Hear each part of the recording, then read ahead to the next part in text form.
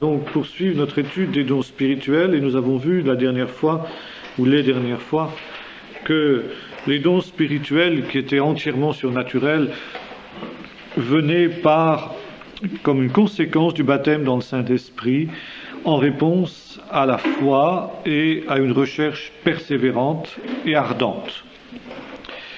Maintenant, s'il est vrai que les dons spirituels, parce qu'ils sont l'expression de, quelque sorte, des attributs de Dieu, ils sont les manifestations limitées dans le temps des attributs de Dieu, c'est-à-dire sa toute-puissance, dans les dons de miracles et les dons de guérison, son omniscience dans les dons de révélation et son omniprésence. Si donc les dons spirituels sont réellement ces manifestations des attributs de Dieu, alors ils sont parfaits instantanément. Ça veut dire que quand quelqu'un est guéri, il est guéri. Quand quelqu'un reçoit une parole de révélation, de sagesse, de connaissance, c'est clair. Et pourtant, il y a une progression dans les dons spirituels qui est requise de celui qui les exerce. Non pas dans ce sens que il va, comment dirais-je, progresser dans la manifestation des dons. Encore une fois, le don de guérison, il est immédiatement parfait, on est guéri ou on ne l'est pas. Mais dans la disponibilité à la réception et à la manifestation de ces dons, et notamment pour ce qui est des dons de la parole, c'est-à-dire prophétie, parole de sagesse, parole de connaissance, etc., il y a une possibilité de voir s'affiner les dons. Une possibilité de voir d'une plus grande sensibilité à la voix du Saint-Esprit d'abord, donc d'une plus grande précision dans la manifestation du don, une plus grande capacité de discerner les nuances d'un message prophétique qui a été reçu, et puis aussi une plus grande maturité dans l'expression. Et il arrive fort souvent, par exemple, que quelqu'un qui est nouveau dans la manifestation du don de prophétie, prenons le don de prophétie parce que c'est celui qui est le plus typique de ce genre de don-là, mais ça pourrait si bien s'appliquer pour les dons de tous les autres dons de révélation, d'inspiration, etc. Mais il arrive par exemple que quelqu'un commence à prophétiser. Et il va donner par exemple 2 ou 3 phrases qui va exprimer la pensée de Dieu qu'il a reçue. Et très souvent dans ces cas-là, il arrive qu'un frère plus ancien, dans l'exercice du don, vienne trouver cette personne. Et souvent d'ailleurs le Seigneur permet ces choses-là pour encourager le nouveau qui débute. Je lui dis, écoute, j'avais la même pensée que toi, mais si je l'avais exprimée, je l'aurais exprimée différemment. J'aurais pu aller plus loin que toi. Tu as bien vu qu'il y avait ça, ou il y avait telle et telle pensée, mais tu vois, il y avait aussi cette autre pensée. Il y avait telle nuance que tu n'as pas exprimée. Si je peux prendre un petit peu cette image, qui vaut ce qu'elle vaut, bien sûr, ça n'est qu'une image. Quelqu'un qui commence dans l'exercice du don de prophétie, eh bien, il reçoit quelque chose de Dieu et il le balance en vrac, si j'ose dire. C'est vraiment de Dieu, c'est vraiment la pensée de Dieu, il n'y a aucun doute en cela. Mais on sent que ça pourrait être affiné. Et parfois, il se produit un autre phénomène. C'est que cette pensée prophétique qui a été donnée, eh bien, l'est par 2 ou 3 autres. 2 ou 3 autres prophéties ou révélations qui vont dans le même sens. Il arrive parfois que 2 ou 3 personnes ont reçu la même pensée prophétique. Et quelqu'un exprime une première pensée, une première fois cette pensée, si j'ose dire, et puis, comme j'ai dit tout à l'heure, ça aurait pu être affiné. Alors un deuxième apporte les précisions qui manquaient à la première.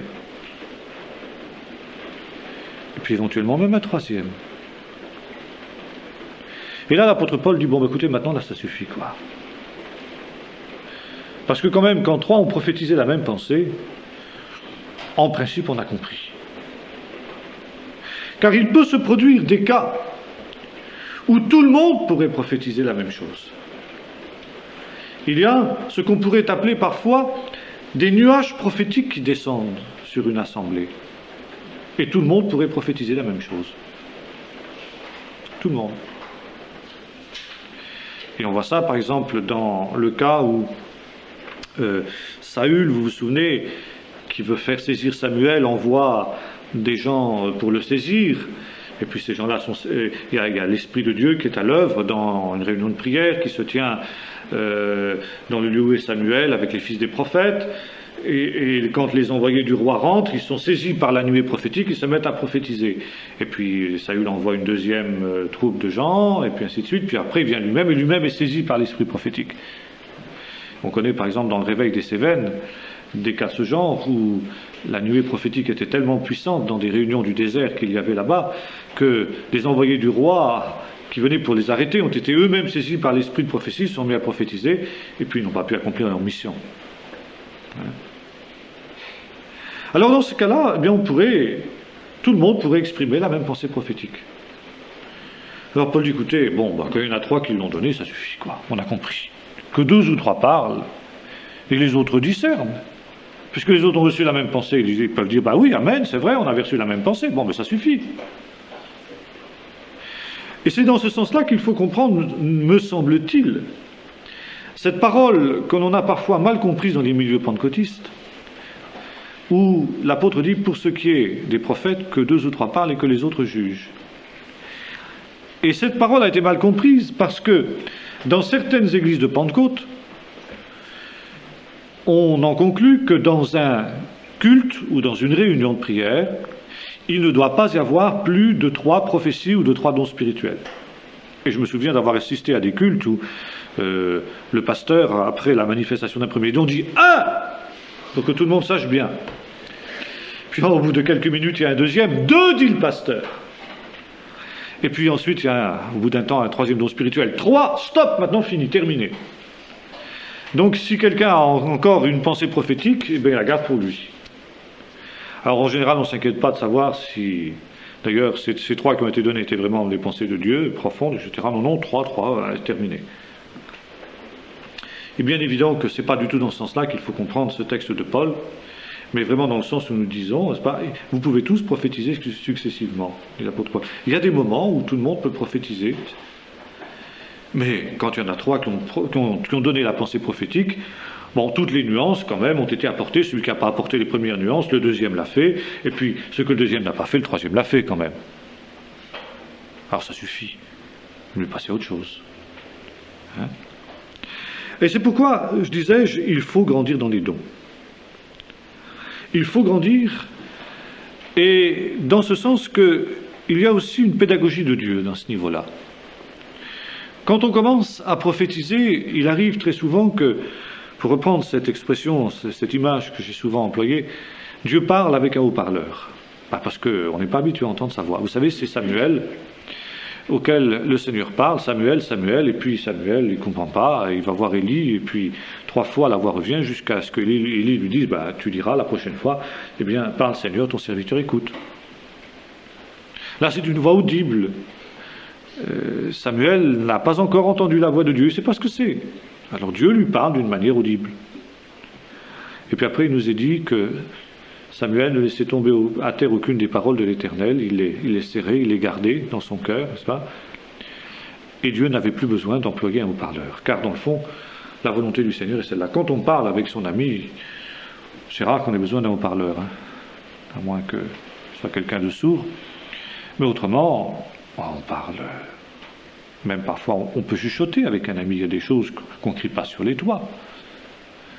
On dit à mi-voix, il n'y a pas besoin, souvent même de beaucoup d'échanges. Par exemple, des gens qui se connaissent bien, parfois un clin d'œil, une expression, puis on a compris, il y a tout un message là qui passe de cette manière-là. Eh bien, le Seigneur veut en arriver à cela, avec ses prophètes, n'est-ce pas? Arriver à ce stade où il peut parler comme il le faisait avec Élie, dans le murmure doux et léger, et non pas dans le tremblement de terre, ni le feu, ni ceci, ni cela. Et c'est pourquoi il y a de plus en plus la nécessité d'avoir une oreille affinée pour entendre la voix de Dieu. Et il arrive parfois qu'on voit des gens qui ont prophétisé pendant tout un temps, qui s'arrêtent de prophétiser, puis ne prophétisent plus du tout. Alors on dit, mais qu'est-ce qui se passe? Ah, mais j'entends plus la voix de Dieu. Dieu ne me parle plus. Mais si, Dieu te parle. Seulement, jusque maintenant, il t'a parlé avec un haut-parleur. Et tu t'étais habitué à l'entendre parler avec un haut-parleur. Et maintenant, il veut que tu fasses un pas de plus. Il veut te parler au travers du murmure doux et léger. Alors, faut que tu redoubles d'attention. Faut que tu redoubles d'écoute prophétique. Il y a maintenant une certaine expérience que tu as acquise dans ce domaine-là. Alors, il faut aller plus loin. Il y a un autre point aussi tout à fait intéressant. Je me souviens d'une prédication de David Duplessis qui était en même temps un témoignage qu'il avait vécu. Il prêchait sur le texte où donc Jean annonce la venue du Messie pour baptiser dans le Saint-Esprit. Moi je vous baptise dans l'eau, vous connaissez le texte, lui il vous baptisera dans le Saint-Esprit et dans le feu. Et Duplessis insistait sur ce texte. Il a son vent à la main, il nettoiera son air. Il mettra le blé dans les greniers, mais la paille, il la brûlera dans un feu qui ne s'éteint pas. Et Duplessis racontait l'expérience qui était la sienne. Tout à fait au début, donc, de son ministère, il était arrivé à ce stade où, après avoir connu, donc, de puissantes visitations du Saint-Esprit, soudain, eh bien, Dieu n'agissait plus dans sa vie. Du moins, c'est ce qui lui semblait. Il a l'impression d'être complètement sec, d'être complètement coupé de l'onction du Saint-Esprit qu'il avait connue. Et alors, il était désespéré, et un jour, il habitait près du désert en Californie, il avait pris sa voiture, il était allé dans le désert, il dit, Seigneur, je ne bouge plus d'ici jusqu'à ce que tu te révèles à moi, jusqu'à ce que tu me parles.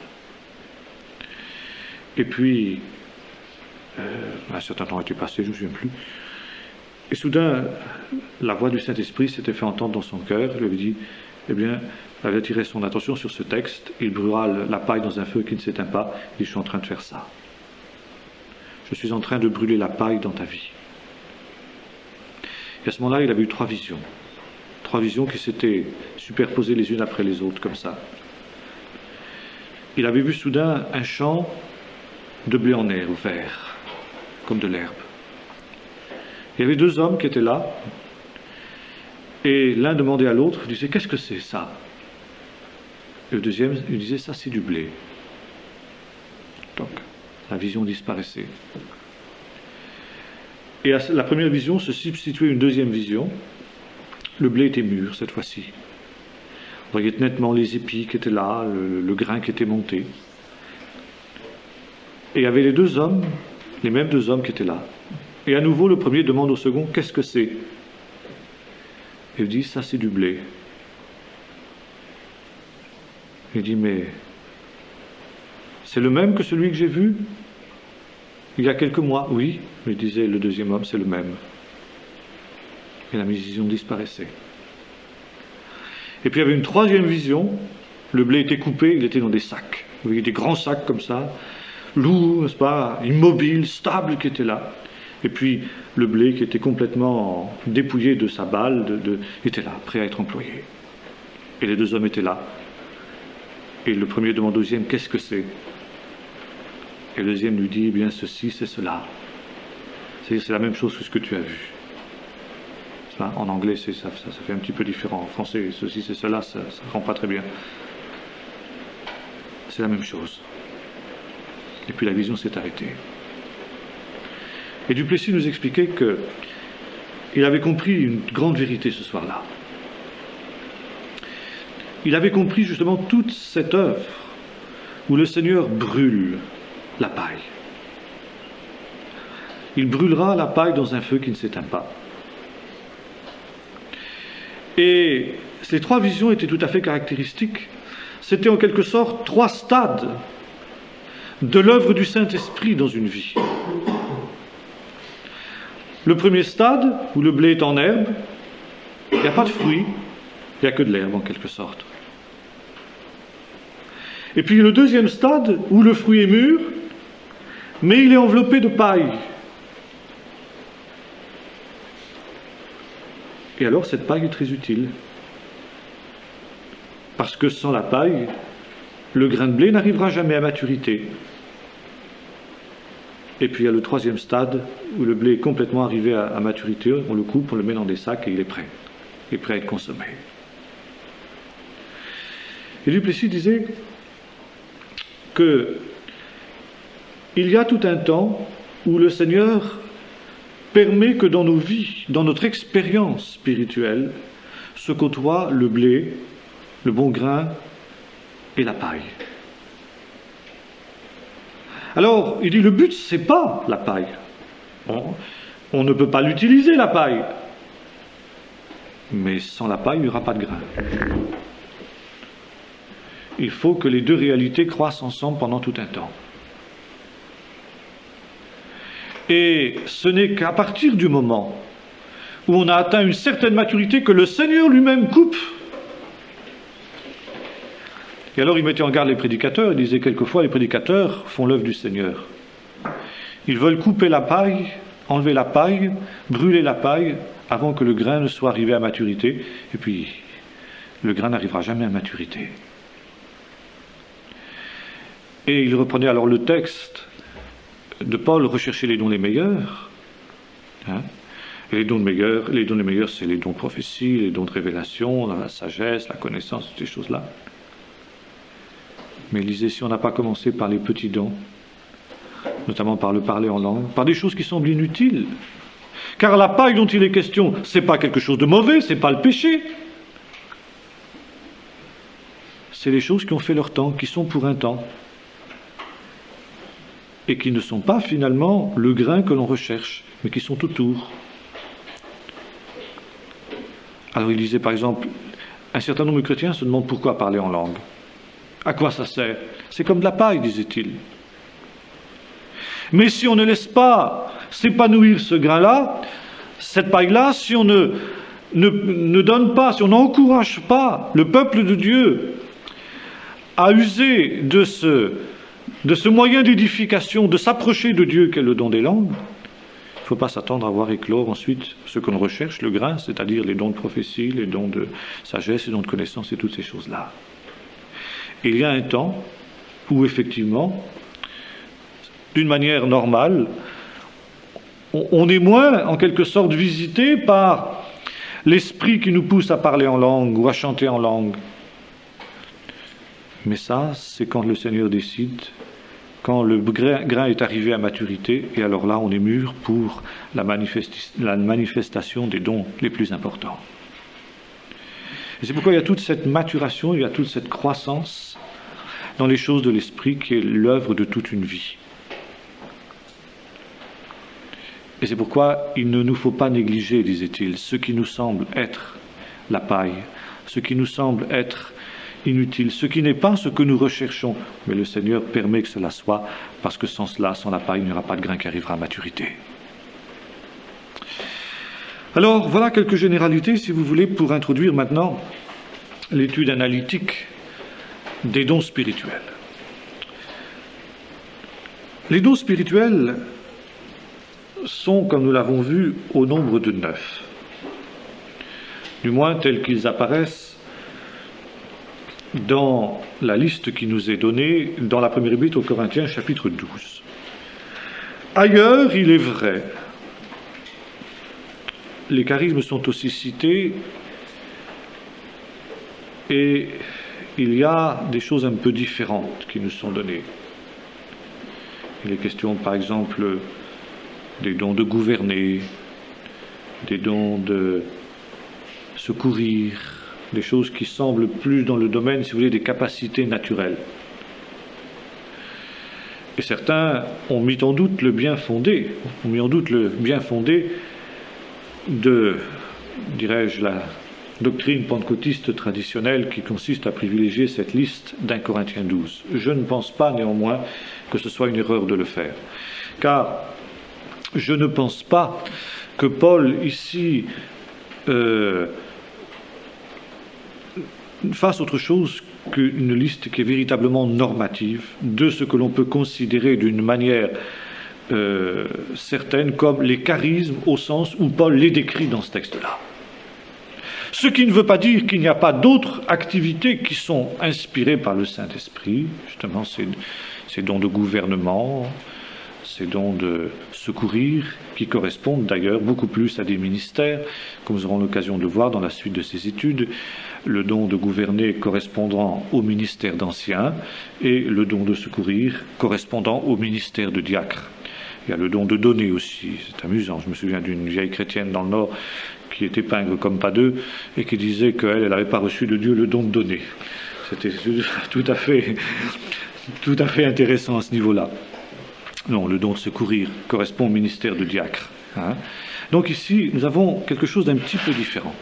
Mais ici, nous avons les charismes au sens paulinien du terme, au sens plein du terme, n'est-ce pas? C'est-à-dire capacités entièrement surnaturelles qui nous sont données d'en haut. Car les dons de gouvernement et les dons de secourir sont surnaturels en partie, mais font aussi appel à des capacités naturelles. Et c'est pourquoi, pour nous, la liste de 1 Corinthiens 12 reste une liste qui est normative. 9 dons. Et 9 dons, comme l'a noté Donalgie, qui correspondent exactement aux 9 aspects du fruit de l'esprit qu'on trouve cité en Galates. Ça n'est pas un hasard. Ça n'est pas un hasard. Voilà. Car nous avons vu la correspondance qu'il y a entre les dons et les fruits dans les études ultérieures, je n'y reviens pas. Mais ce que nous allons faire maintenant, c'est prendre ces 9 dons-là, les uns après les autres, pour voir à quoi ils correspondent. Il est aussi clair qu'il y a une hiérarchie des dons. Paul nous dit que celui qui prophétise est plus grand que celui qui parle en langue.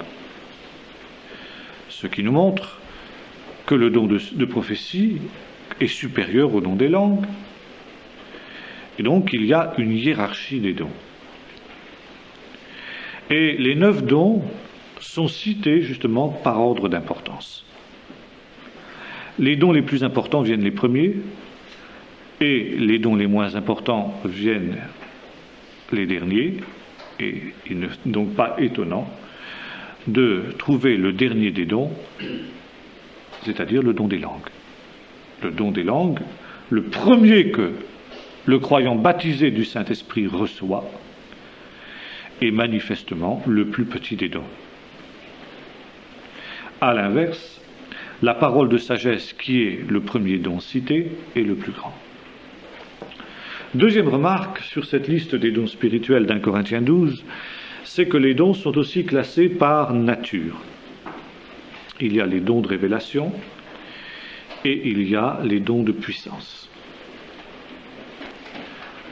Donc, ici, il y a en quelque sorte des familles de dons qui sont proches les uns des autres. Et il n'est pas toujours facile dans la pratique de distinguer ces différents dons-là. Je prends juste un exemple.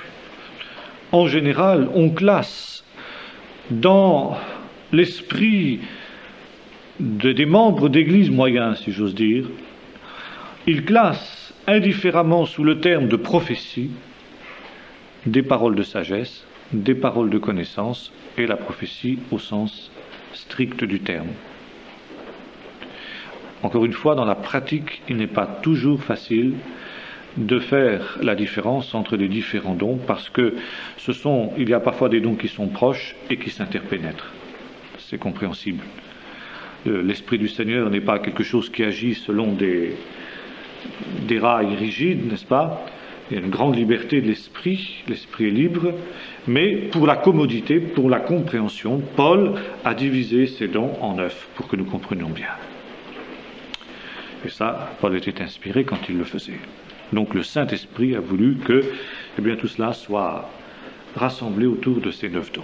Le premier des dons, donc, nous l'avons vu, qui ouvre la liste des dons de révélation, c'est le don d'une parole de sagesse. Attention, ce n'est pas le don de la sagesse, mais le don d'une parole de sagesse. Prenons garde au sens exact des mots. C'est donc le plus grand et le premier des dons.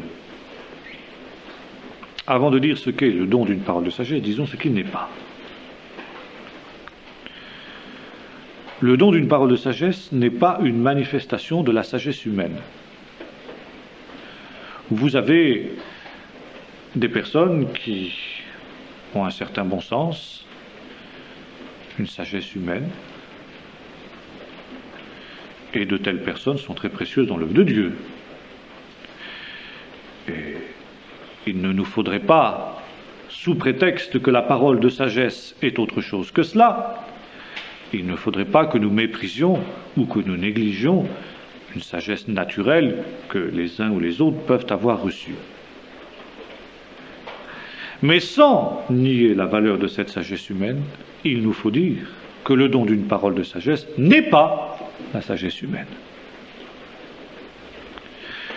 La parole de sagesse n'est pas non plus ce que l'apôtre Jacques appelle la sagesse charnelle.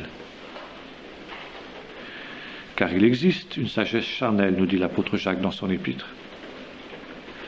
C'est-à-dire un esprit de rouerie, de ruse, ce qu'on appellerait aujourd'hui familièrement un esprit de combine. Bien évidemment, une telle sagesse n'a rien de spirituel, elle est charnelle, elle est diabolique, dira l'apôtre Jacques, et ne peut donc en aucune manière être confondue avec le don d'une parole de sagesse. La parole de sagesse n'est pas une sagesse naturelle parce qu'elle n'est pas un dépôt permanent. C'est le don d'une parole. Ça veut dire que, à un moment donné, celui qui manifeste ce don reçoit surnaturellement une parole qui va exprimer la sagesse de Dieu. Au demeurant, celui qui manifeste cette parole de sagesse peut être complètement stupide sur le plan humain. Ça ne l'empêche pas, occasionnellement, d'exprimer par l'Esprit de Dieu une parole de sagesse. Et quand il aura exprimé cette parole de sagesse, il ne sera pas plus intelligent après.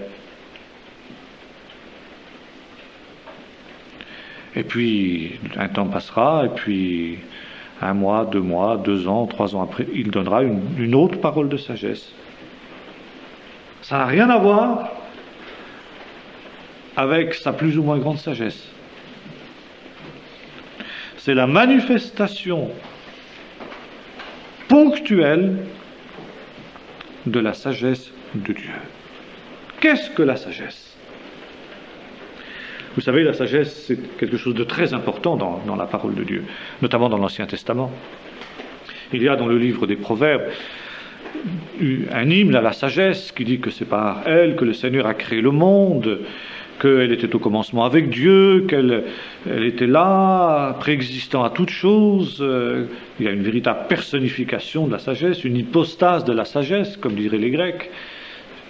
On se souvient évidemment de ce que veut dire le mot hypostase, on en avait parlé quand on avait parlé de la Trinité, c'est-à-dire une manifestation, enfin pas une manifestation de Dieu, mais c'est une personne de Dieu, quelque sorte une personnification d'un attribut de Dieu ou d'une réalité divine, plus exactement. Par exemple, dans ce sens-là, Jésus est une hypostase de Dieu, le Saint-Esprit est une hypostase de Dieu. Donc ici, la sagesse est hypostasiée dans le livre des Proverbes. Ça veut dire qu'elle acquiert une personnalité distincte de Dieu, alors qu'elle est en Dieu, tout en étant en Dieu. Et donc, en quoi consiste-t-elle ?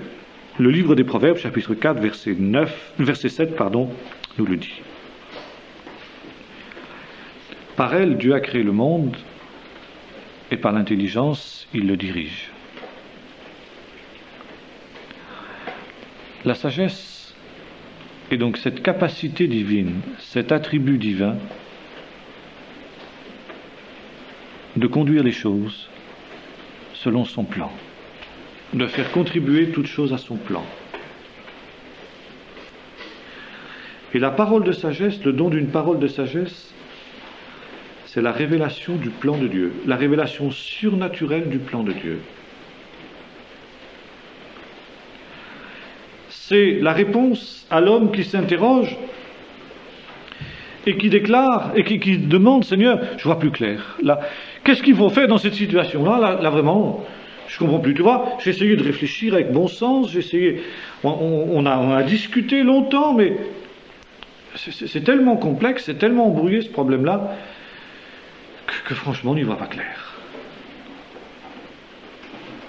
Alors toi, donne-nous ta réponse. Qu'est-ce que tu penses de ça, Seigneur? Qu'est-ce qu'il faut faire?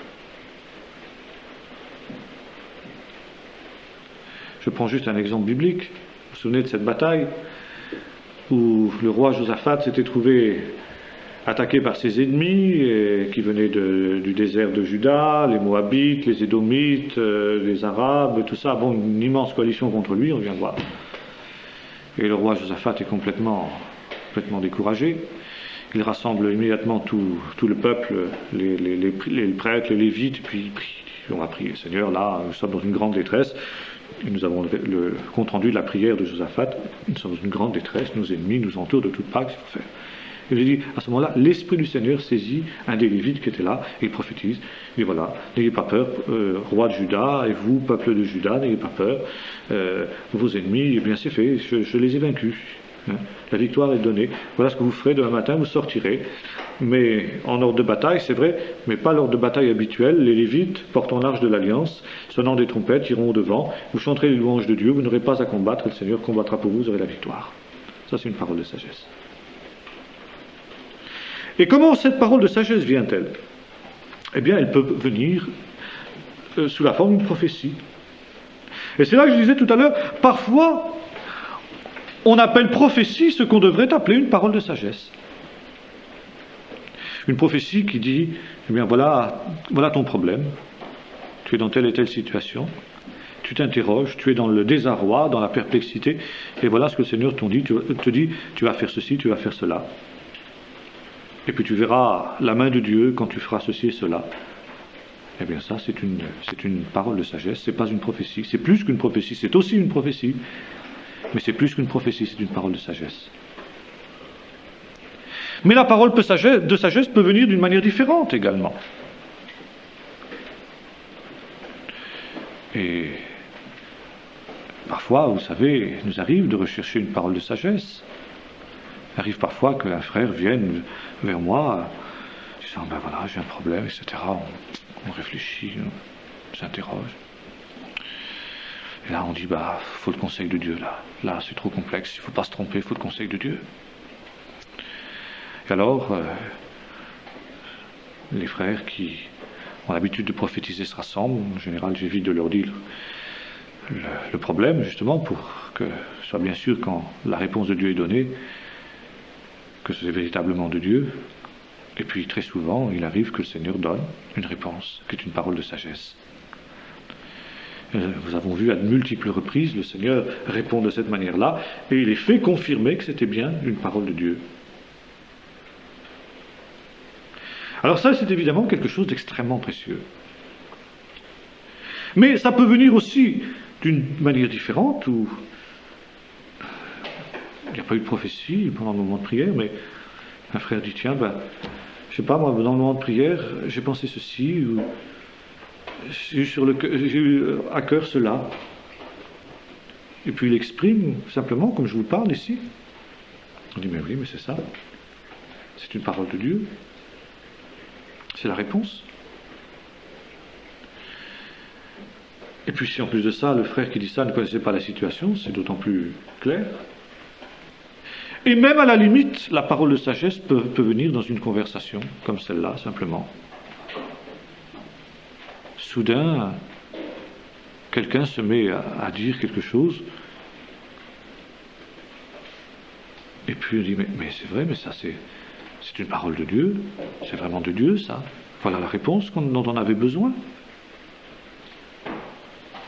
Ou au sein d'une discussion, on est en train de discuter d'un problème, et puis on n'y voit pas clair. Et puis soudain, quelqu'un dit, mais pourquoi on ne ferait pas comme ci, pourquoi on ne ferait pas comme ça? Mais oui, mais évidemment, tout le monde se rallie, mais c'était l'Esprit de Dieu, ça. Vous savez ce qui se passe à Jérusalem? Quand l'Église est rassemblée pour savoir ce qu'on va faire des païens qui se sont convertis à Jésus-Christ, est-ce qu'il faut les circoncire? Est-ce qu'il ne faut pas les circoncire? Est-ce qu'il faut les exiger qu'ils deviennent juifs d'abord? Et puis, enfin, c'est un problème.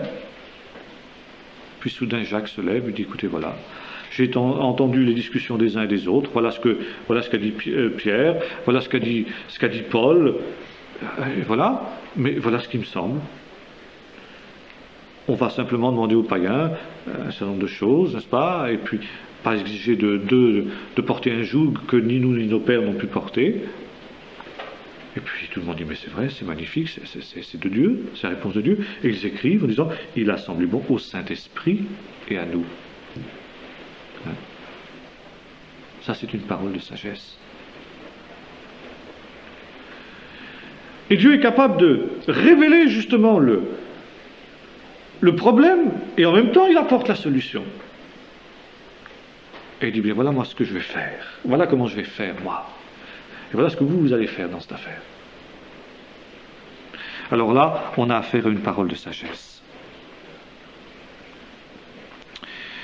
La parole de sagesse nous permet éventuellement de nous sortir de situations difficiles. Par exemple, quand un jour, les adversaires de Jésus viennent lui demander est-ce que tu peux nous dire par quelle autorité tu fais ces choses? C'est un piège qu'ils tendent à Jésus. Et Jésus retourne la question, il dit, je vais vous poser une deuxième question moi aussi. Si vous pouvez me répondre à ma question, bien je répondrai à la vôtre. Le baptême de Jean, ce qui venait de Dieu, ce qui venait des hommes. Si on dit de Dieu, ben, ils vont dire pourquoi vous n'avez pas cru en lui? Si on dit des hommes, le peuple entier sait que Jean était un prophète. Alors ils prennent la décision de, non, on ne sait pas. Bon, je ne répondrai pas non plus à votre question. Une manière de se tirer d'un pas difficile. Même chose avec l'affaire du denier à César, vous connaissez bien cette parole qui est devenue proverbiale. On veut enfermer Jésus dans un dilemme. Est-ce qu'il faut payer ou non l'impôt à César? Alors si Jésus répond oui, tu es un collaborateur des Romains alors. Tu n'es pas le Messie. Et si Jésus répond non, tu es un zélote, tu es un rebelle, on va te dénoncer. Alors Jésus dit, apportez-moi une pièce d'argent là, une pièce de monnaie. Tiens, il y a une effigie ici. De qui c'est? C'est de César. Eh bien, rendez à César ce qui est à César et à Dieu ce qui est à Dieu. Tout le monde a la bouche fermée. Ça aussi, c'est une autre forme de la parole de sagesse. Parole de sagesse, lorsque Moïse chante le fameux cantique qui est rapporté à la fin du livre du Deutéronome, dans lequel il annonce ce que sera l'avenir d'Israël. Israël va se détourner de son Dieu quand vous allez être rentré dans le pays de la promesse. Israël est devenu gras, il a régimbé, il a oublié le Dieu de son salut, etc. Parole de sagesse, quand Jésus assis sur la montagne des Oliviers annonce la destruction du temple et puis les événements qui marqueront son retour, il est capable de le faire avec précision. Alors bien sûr, c'est une forme de prophétie. La prophétie est une de ces paroles-là. Parole de sagesse, lorsque Paul, après avoir tenté vainement d'aller évangéliser la Bithynie et d'autres endroits où il avait fait des plans, et toutes les portes sont fermées, le Saint-Esprit les empêche d'aller, il ne dit pas comment d'ailleurs, mais les portes se ferment. On ne comprend plus, Seigneur. Tu as fermé la porte de la Bithynie, on a voulu aller ailleurs, la porte s'est fermée aussi. Alors on est arrivé ici, et où est-ce qu'on va? Et cette nuit-là, Paul a un songe, il voit le Macédonien qui lui dit « Passe en Macédoine, secours-nous ». Bon, la réponse de Dieu est là. Parole de sagesse, qui peut prendre, dans le cas présent, la forme d'un songe. Mais c'est une réponse de Dieu. Une réponse de Dieu sur une direction à prendre. Parole de sagesse lorsque, à Césarée, où Paul est descendu après son 3e voyage missionnaire en route vers Jérusalem. Agabus vient, et vous savez, il prend la ceinture de Paul, il se lie les mains et les pieds, il dit « L'homme à qui appartient cette ceinture », les Juifs le liront de la même manière à Jérusalem.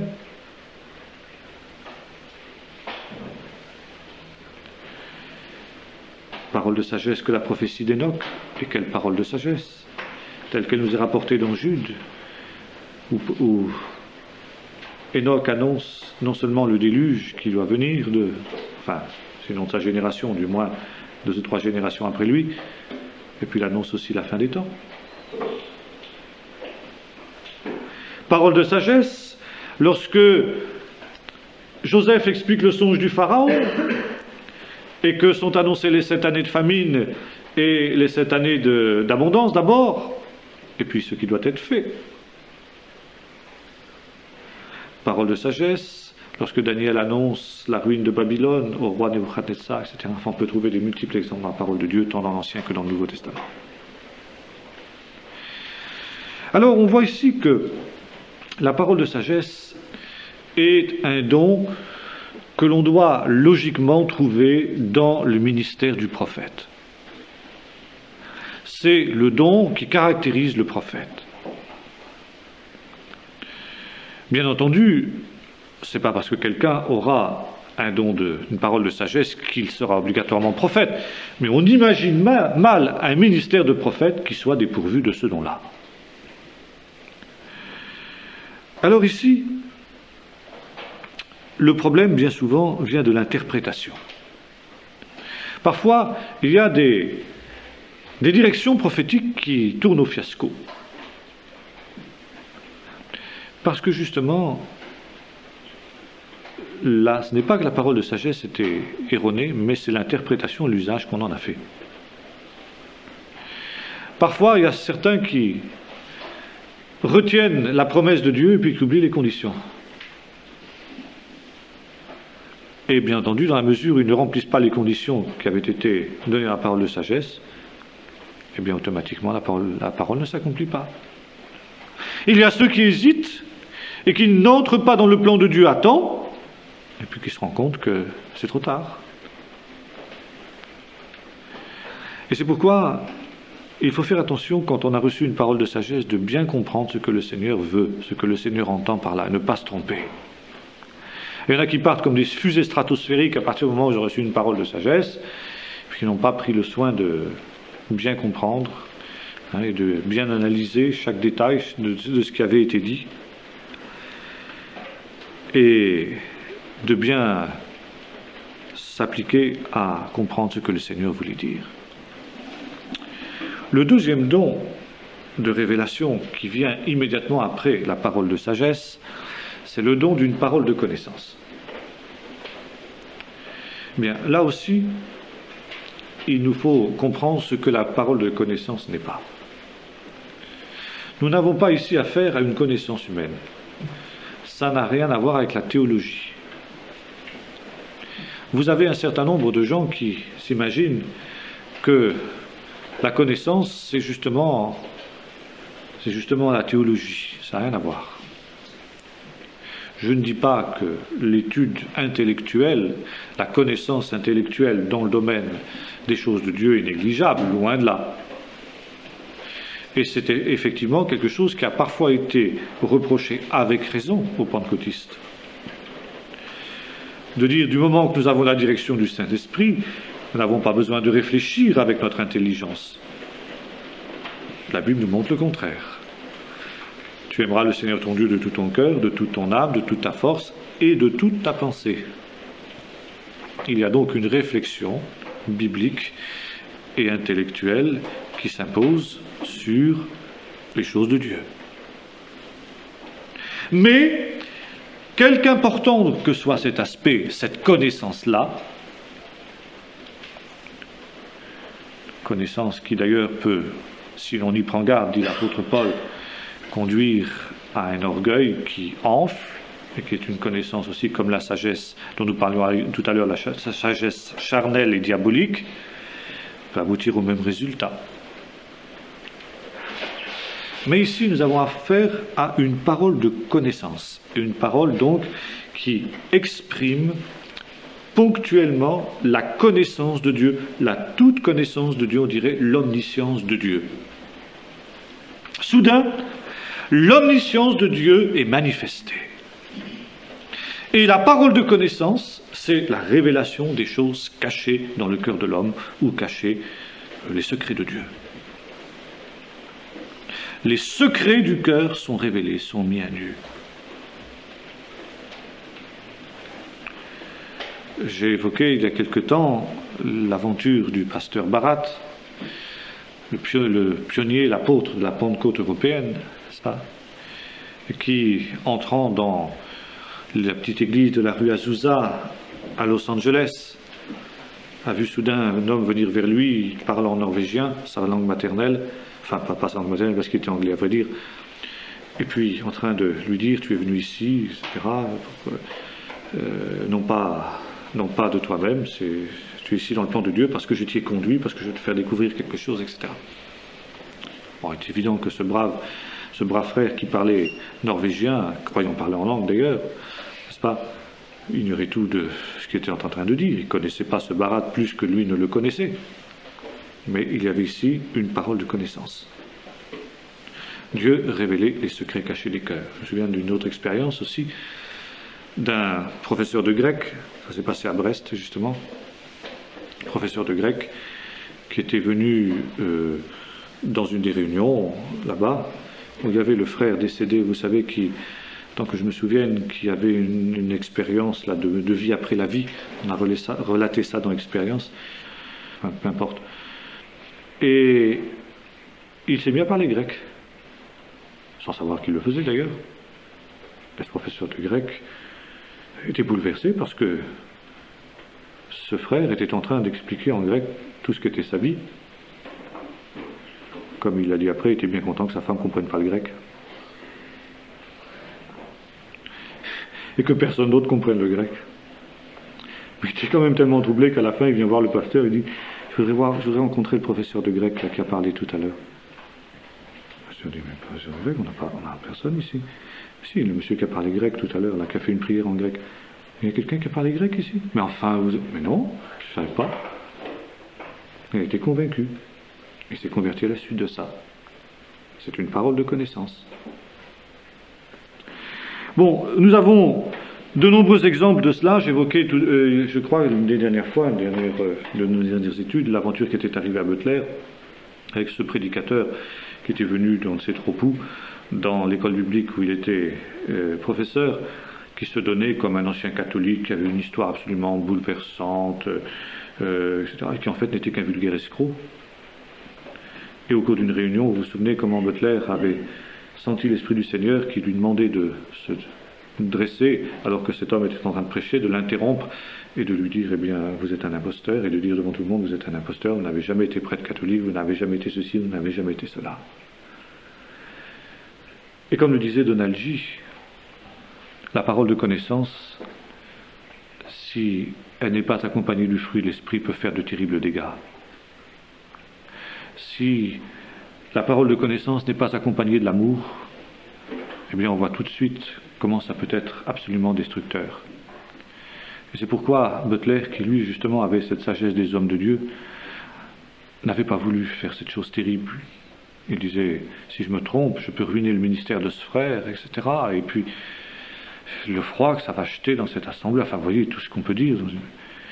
Et il avait résisté à l'Esprit de Dieu jusqu'à ce que quelques jours plus tard, vous vous souvenez, par l'intermédiaire des fils de la personne chez qui cet individu louche logeait, qui était parti à la pêche, qu'il avait vu en train de rigoler avec quelques prostituées, et puis donc en train de dire qu'il était un imposteur à ces prostituées-là, eh bien, la supercherie avait été démasquée. Mais Butler le savait. Quand ce témoignage de ces deux jeunes gens a été rapporté à l'école biblique, il a pu confirmer, le Seigneur me l'avait révélé. C'est une parole de connaissance. Il avait reçu une parole de connaissance. Mais il est évident qu'une parole de connaissance, soudain, les secrets des cœurs sont ainsi révélés. Ça doit être manié, c'est de la dynamite, c'est évident. On peut faire, si on manque de sagesse pour l'appliquer, et de Nagy disait la parole de connaissance sans la sagesse peut faire beaucoup de dégâts. Bon, nous avons des exemples bibliques de parole de sagesse. Et nous voyons avec quelle sagesse, de la parole de connaissance, pardon, nous voyons avec quelle sagesse Jésus applique la parole de connaissance. Par exemple à la Samaritaine. Quand il lui dit va chercher ton mari, elle dit non, j'ai pas de mari. Mais oui, tu as raison de dire que tu n'as pas de mari parce que tu as eu 5 maris, celui avec lequel tu es en ce moment n'est pas ton mari. Parole de connaissance. Je ne connaissais pas cette Samaritaine, je ne l'avais jamais rencontrée, et elle non plus. Et il était capable de lui dire, tu as eu 5 maris, celui avec lequel tu es maintenant n'est pas ton mari. C'est une parole de connaissance. On pourrait multiplier les exemples dans la parole de Dieu. Jésus a souvent utilisé la parole de connaissance. Autre exemple avec Nathanaël. Nathanaël qui vient vers lui, poussé par la curiosité, parce que on a rendu témoignage auprès de lui de Jésus, et je veux savoir, est-ce que tu es vraiment le Messie ou tu ne l'es pas? S'il vient de Nazareth, il ne peut pas être le Messie, parce que le Messie doit naître à Bethléem. Et dès qu'il le voit arriver, Jésus dit, voici un Israélite dans lequel il n'y a pas de fraude. D'où me connais-tu? Eh bien, quand tout à l'heure ton frère t'a appelé, tu étais sous le figuier, je t'ai vu. Rabbi, tu es vraiment le Fils de Dieu, tu es le roi d'Israël. Il a été l'objet d'une parole de connaissance du Seigneur. Parole de connaissance quand Jésus, le soir de la Pâque, prend le morceau trempé, le donne à Judas, en disant, bien, en quelque sorte, tu es le traître. Il ne le dit pas devant tout le monde. Là, c'est pareil, il le fait avec beaucoup de sagesse. Il dit, un de vous me livrera, il sait, par le Saint-Esprit. Qui, Seigneur? Celui auquel je donnerai le morceau trempé. Et il dit, ce que tu fais, fais-le vite. C'est tellement inouï, c'est tellement incroyable que les apôtres ne veulent pas comprendre. Comment? Il est sans doute, Jésus lui a dit d'aller, comme il est trésorier de l'équipe des disciples, Jésus vient lui demander d'aller faire une aumône pour la Pâque ou d'aller donner quelque chose aux pauvres. Mais ils ne veulent pas croire que Judas a pu trahir. Non. Jésus aurait pu dire, Judas, tu es un traître. Dans ton cœur, qu'est-ce qu'il y a? Tu as décidé de me livrer. Non, non, Jésus fait ça avec beaucoup de sagesse. Quelqu'un va me livrer. Qui? Celui auquel je vais donner le morceau trempé. Et ce que tu fais, fais-le vite. Et là, les apôtres disent, faire quelque chose, oh, ben, ça doit être l'aumône. Voyez-vous, il y a beaucoup de sagesse dans la manière de pratiquer la parole de connaissance. Alors la parole de connaissance peut se manifester aussi, comme nous l'avons vu, de différentes manières. Elle peut se manifester dans une prophétie. Et bon, nous l'avons vu, par exemple, ces cas que j'évoquais là, ou bien, je viens d'une certaine prophétie, donnée à une personne qui était un jour dans une assemblée à Carré, un culte à Carré, qui venait pour la première fois. C'est une personne qui était très très sceptique, athée, etc., qui faisait de la psychiatrie ou de la psychologie, je ne sais plus trop, quelque chose comme ça. Et puis, soudain, un des frères prophétise, disant, bon, un message pour cette personne, puis il dit, voilà, c'est à toi que je parle, et pour que tu saches que c'est bien à toi que je parle, qu'il n'y ait absolument aucun doute, je vais te dire une phrase que tu répètes souvent. Et il répétait cette phrase. Cette personne, c'était comme si la foudre lui tombait sur la tête, et à la fin de la réunion, il vient voir le pasteur, il dit, mais c'est pas possible, il me connaissait ce frère, mais pas du tout, pas du tout. Parole de connaissance qui vient dans ce qu'on appellerait une prophétie. Mais la parole de connaissance peut venir, nous l'avons vu aussi, soudain, comme Butler qui était assis dans les rangs, là, écoutant ce prédicateur, cet imposteur, et puis soudain, le Seigneur lui dit, lève-toi et parle. Parole de connaissance aussi lorsque Ananias et Saphira viennent vers Pierre et que Pierre dit, mais vous avez vendu le champ combien au juste? Telle somme. Ah oui? Comment vous êtes ainsi concertés l'un et l'autre pour mentir au Saint-Esprit? Comment il sait? Le Seigneur a révélé.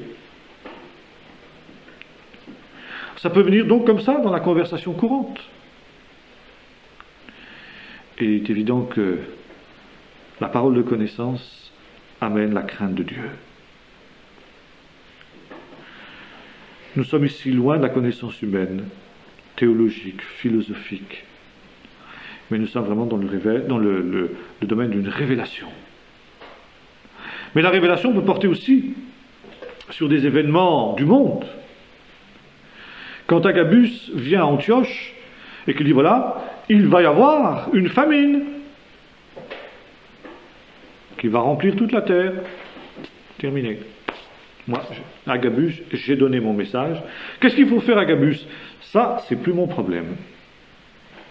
Moi, j'ai dit ce que j'avais à dire, à vous de prendre vos responsabilités.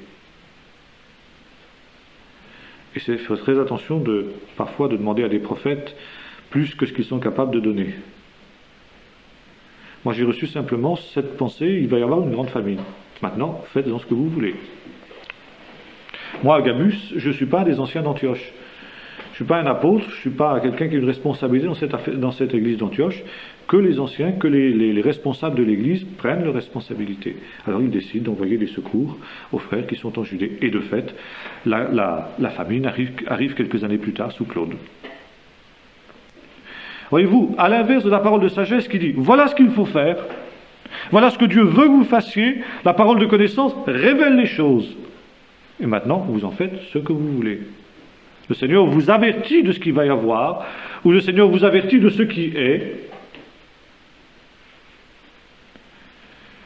Et par exemple, les deux cas que je citais tout à l'heure, d'ailleurs, c'est pour ça que je dis que c'est parfois difficile de faire différence entre parole de sagesse et parole de connaissance. J'ai cité deux cas sous la forme de parole de sagesse qui seraient plus proches de la parole de connaissance. Le premier cas, c'est celui de Joseph. Quand il a la révélation des songes du Pharaon, voilà, il va y avoir la famine, après les 7 années d'abondance, qu'est-ce qu'il faut faire alors, dit le Pharaon? Joseph dit que le Pharaon nomme un homme sage sur le pays, et que l'excédent des années d'abondance soit mis de côté pour les années de famine. Alors là, on peut dire, c'est la parole de sagesse si Joseph dit ça par l'esprit, mais il peut aussi le dire par le bon sens humain. Voyez-vous, ça peut être soit une parole de sagesse, soit une parole de connaissance, selon l'interprétation qu'on lui donne. Et comme la Bible ne nous permet pas de trancher en faveur de l'une ou l'autre interprétation, on peut penser ce qu'on veut. Hein? Autre exemple, c'est justement celui d'Agabus, à nouveau, quand il annonce la captivité de Paul à Jérusalem. Et voilà, cet homme va être lié à Jérusalem. Terminé. Moi, Agabus, j'ai fini. Alors Agabus, est-ce qu'il faut qu'il monte à Jérusalem ou pas? Non, disent les uns et les autres. Tous les frères qui sont à Césarée disent à Paul, non, surtout, va pas, tu vas être arrêté, etc. Et Paul dit, si j'irai. Mais tu vas être arrêté, tant pis. Mais je sens que je dois aller. D'ailleurs, l'Esprit m'a averti moi-même que des tribulations m'attendaient à Jérusalem. Ça a bien confirmé ce que l'Esprit m'a révélé. Mais j'irai. Voyez-vous, les frères qui étaient à Césarée autour de Paul, forts de la révélation qui leur avait été donnée, allaient donner à Paul un conseil qui aurait été contraire à la volonté de Dieu pour Paul. Parce qu'encore une fois, ils interprétaient mal les choses. Agabus n'avait pas dit « tu ne monteras pas », il dit « voilà ce qui va se passer à Jérusalem. Je t'avertis de pour que tu ne sois pas surpris, mais ça ne veut pas dire que tu ne dois pas aller. » Et Paul savait qu'il devait aller. Mais les frères, par affection pour Paul, c'était humain, on peut les comprendre. Je pense qu'on aurait réagi de la même manière. Ils disaient « Paul, non, surtout, va pas. » Paul lui dit « si, moi je sais par l'Esprit qu'il faut que j'aille. » Voyez ? Et c'est pourquoi dans une parole de connaissance aussi, quand le Seigneur révèle une situation, où il révélera par exemple, comme nous l'avons vu avec Judas, c'est le même problème, voilà ce qui est. Et au milieu de vous, il y a quelqu'un qui est un démon, dit Jésus aux disciples. Quelqu'un est un démon. Le Seigneur révèle. Et c'est précieux ça. Le Seigneur révèle parfois justement un certain nombre de choses sur des faux frères qui sont parfois infiltrés au milieu, ça m'est arrivé, et quand on n'écoute pas cette voix du Saint-Esprit, on a les déboires. Je me souviens d'un jour, un frère qui m'avait, quand j'étais à Denain, qui m'avait donné une parole de connaissance au sujet d'un frère comme ça. C'était le trésorier de l'église et l'organiste en plus. Oh, j'ai dit non, écoute là, non, c'est pas possible, je connais bien ce frère-là. Non, il est sérieux, il est droit, etc. Et puis quelques mois plus tard, eh bien, j'apprenais qu'il avait détourné des fonds de l'église. J'avais pas écouté. Alors c'est pareil. Le Seigneur nous avertit, mais c'est à nous de prendre nos responsabilités par rapport à ce qu'il nous dit. C'est à nous de décider ce qu'on va faire. Et c'est pourquoi la parole de connaissance est beaucoup plus, comment dirais-je, beaucoup plus ambiguë que la parole de sagesse. Car la parole de sagesse dit, ben voilà ce qu'il faut faire. Alors on sait exactement. Tu vas faire ceci, tu vas faire cela. Parce que les choses sont comme ci, parce que les choses sont comme ça, parce que les choses vont se passer comme ci, comme ça, tu vas faire ça. Tandis que la parole de connaissance ne dit pas, tu vas faire ceci, il dit voilà ce qui est, je te révèle ce qui est, maintenant à toi de réfléchir.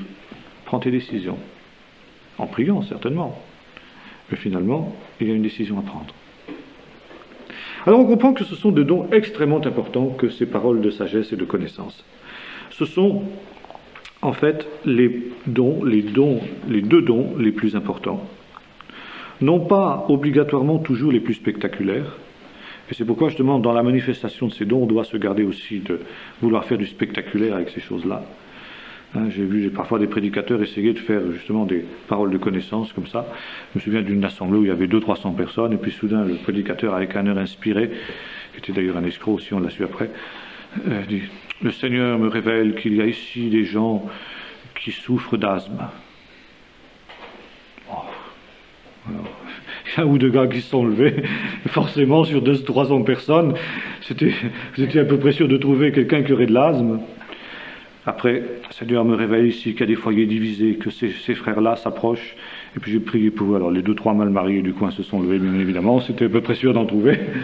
Bon, vous comprenez que ce genre de paroles de connaissance-là, ça va pas bien loin, quoi. Mais c'est pas comme ça que le Seigneur fait. Le Seigneur fait pas du sensationnalisme.